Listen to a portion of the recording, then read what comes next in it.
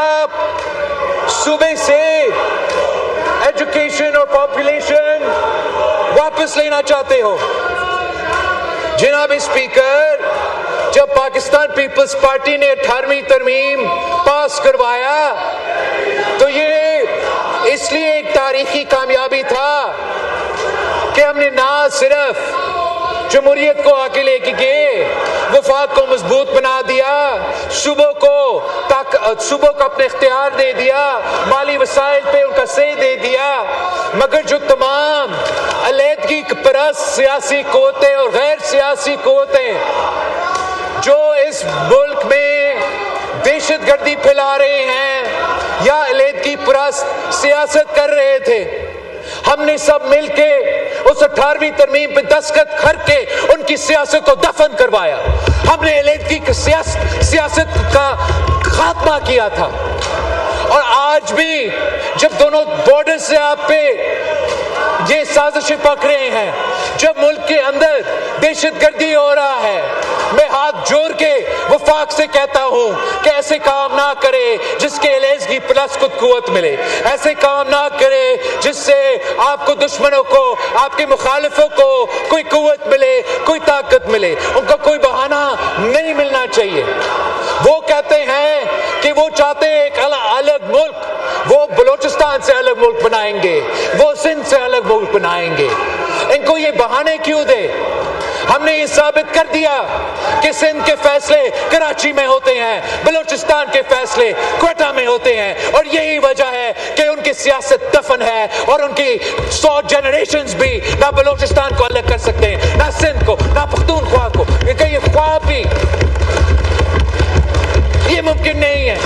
लेकिन अगर हमसे कोई ऐसा गलती हुआ जिससे ये इल्जाम लग सकेगा, अगर हमसे कोई गलती हुआ और वो ये इल्जाम लगा सके कि बलोचिस्तान के फैसले क्वेटा में नहीं इस्लामाबाद में हो रहे हैं, या किसी और के फैसले उन सूबाई कैपिटल्स में नहीं मगर इस्लामाबाद में हो रहे हैं, उनकी मर्जी के बगैर हो रहे हैं, तो इस गलती की वजह से उन कुव्वतों को, मुल्क दुश्मन कुव्वतों को, अलहदगी परस्त कुव्वतों को कुव्वत मिलेगा, जमहूरी कुव्वतों को, हम जैसे वफाक परस्त सियासतदानों को उसका नुकसान होगा।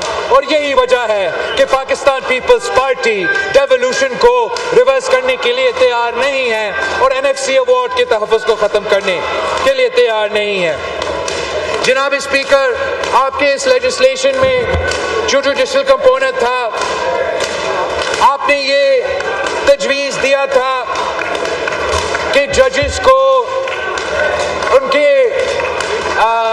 इजाज़त के बगैर ट्रांसफ़र का इख्तियार हो। उस पे मेरा जमात ने एक ऐसा ज़्यादा मुनासिब रास्ता ढूंढा है जनाब स्पीकर, जहाँ जुडिशल कमीशन ऑफ पाकिस्तान जजेस ट्रांसफर्स के बारे में ये फैसले लेंगे। उस जुडिशल कमीशन में मेरा पार्टी ने ये तजवीज़ दी और मैं अप्रिशिएट करता हूँ हुकूमत को, उन्होंने ये माना कि incoming and outgoing chief justice भी वोट देंगे और वो जुडिशल कमीशन उस जज साहब को बुलाकर उनका राय भी ले सकते हैं। और इस सूरत में मेरा जमात इन कंडीशंस पे ये तरमीम मानने को तैयार है।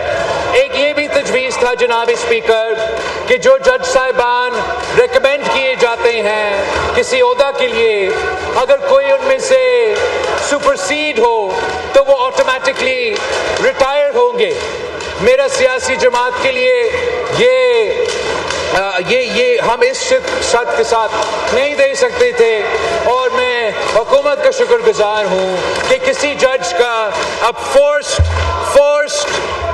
रिटायरमेंट नहीं होगा।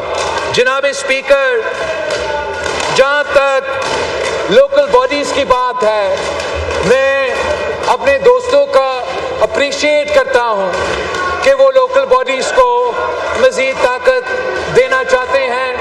पाकिस्तान पीपल्स पार्टी की ये फ़लसफ़ा रहा है, रहेगा, और हम चाहेंगे कि हम जितना पावरफुल लोकल बॉडीज को बना सकते हैं उतना बेहतर। जो ओरिजिनल ड्राफ्ट मुस्लिम लीग नवाज ने पाकिस्तान पीपल्स पार्टी के पास लेकर आए उसमें ये तरमीम मौजूद नहीं था। I look forward to having more discussions on this amendment as time goes on। तो मैं इतना नोट करना चाहूँगा जनाब स्पीकर कि जो इस वक्त मुल्क में तमाम सूबे में बल्दियाती निज़ाम मौजूद है, आप किसी भी एक्सपर्ट्स का पैनल को बिठा दें और उनसे पूछे कि कौन सा सूबा में सबसे ज़्यादा इख्तियार है, सबसे ज़्यादा माली, सियासी और एडमिनिस्ट्रेटिव इख्तियार है, वो एक्सपर्ट्स आपको बताएंगे कि पाकिस्तान पीपल्स पार्टी के सूबा सिंध में जो बल्दियाती निज़ाम पास हुआ वो पख्तूनख्वा हो या कोई और सूबा हो, उन्होंने ज़्यादा इख्तियार दिया।